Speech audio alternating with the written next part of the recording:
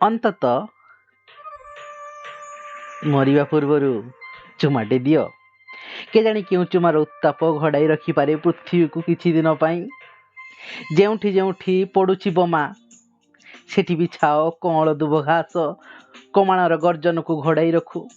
ପକ୍ଷୀଙ୍କର କିଚିରି ମିଚିରି କଳହଳଟିଏ ଭରିଥାଉ ପୃଥିବୀରେ।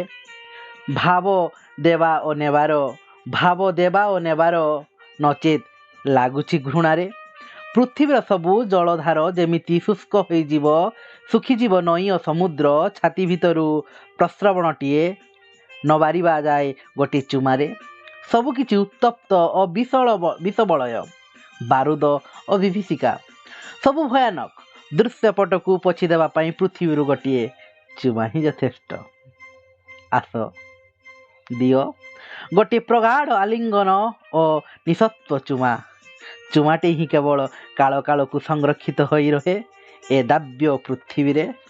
ଆସ ଦେଇଯାଅ ଗୋଟିଏ